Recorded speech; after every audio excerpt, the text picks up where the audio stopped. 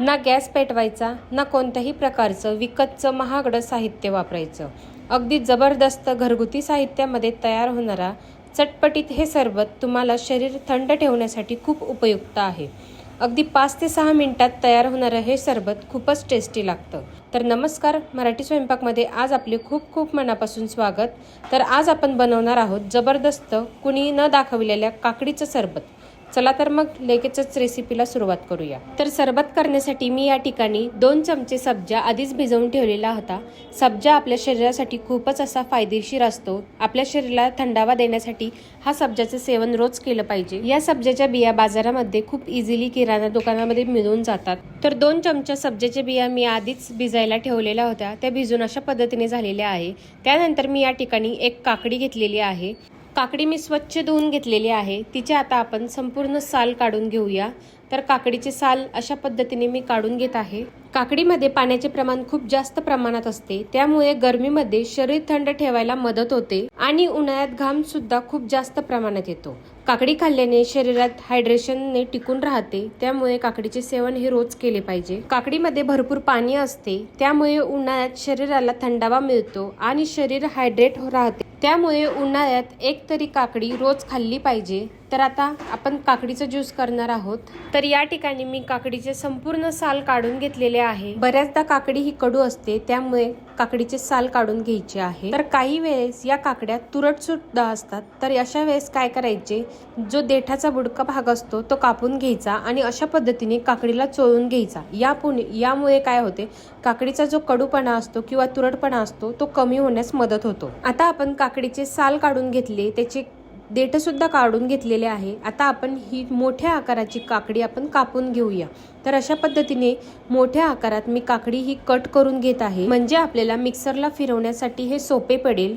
तुम्ही ही काकडी किसून घेतली तरीही चालेल. आता ही कापून घेतलेली काकडी आपण लगेचच मिक्सरच्या भांड्यामध्ये घेऊया. आता सोबतच आपल्याला लागणार आहे 7 ते 8 पुदिन्याची पाने. आता तुम्हाला सुद्धा माहिती असेल, पुदिन्याची पाने हे सुद्धा आपल्या शरीरासाठी खूपच फायदेशीर आहे.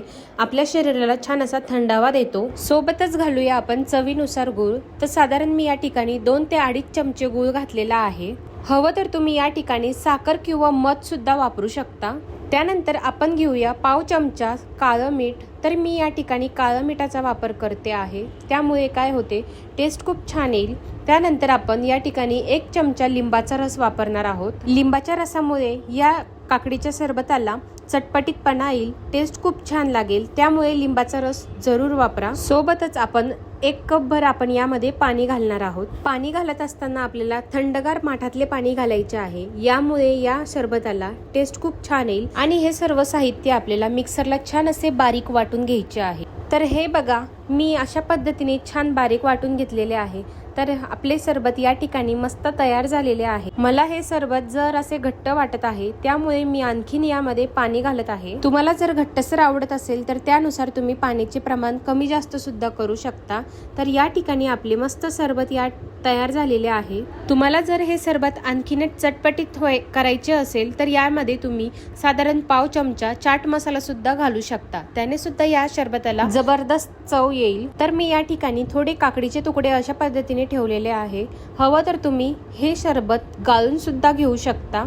आता आपण जे भिजवून घेतलेले सब्जा सीड्स होते ते सुद्धा तुम्ही यामध्ये घालू शकता, किंवा तुम्हाला हवे तसे तुम्ही ग्लासामध्ये घेऊन घालू शकता. तर मी या ठिकाणी ग्लासामध्ये घेऊन ते सब्जा सीड्स घालणार आहे. हवे तर तुम्ही संपूर्ण जे सरबत असतं त्यामध्ये एकत्र करून सुद्धा घालू शकता. आता हे चांगले मिक्स करून घ्यायचे, कारण हे जरा भिजल्यानंतर जरा फुलतो आणि एकमेकांना चिपकून बसते. त्यामुळे अशा पद्धतीने मिक्स करून घ्यायचे, जेणेकरून जे सब्जा सीड्स असतात ते सगळे मोकळे मोकळे होतात. तर हे बघा, आपलं खूप छान मस्त हिरवगार चटपटीत चवीचं काकडीचं सरबत या ठिकाणी तयार करून झालेलं आहे. आपण या सरबतामध्ये लिंबाचा रस आणि गूळ वापरला, त्यामुळे सुद्धा या सरबताला एक वेगळीच चव येते. तुम्हाला हवं तर तुम्ही यामध्ये आईस क्यूब सुद्धा घालू शकता. चवीला खरंच अप्रतिम लागतं, त्यामुळे तुम्ही ही रेसिपी नक्की ट्राय करा. आता उन्हाळ्यामध्ये लिंबू महाग झालेले आहे, त्यामुळे अशा पद्धतीचे सरबत करून नक्की प्यायला पाहिजे. तर तुम्हाला हे काकडीचं सरबत कसं वाटलं ते मला कमेंटमध्ये नक्की सांगा. व्हिडिओ आवडला असेल तर एक लाईक नक्की करा.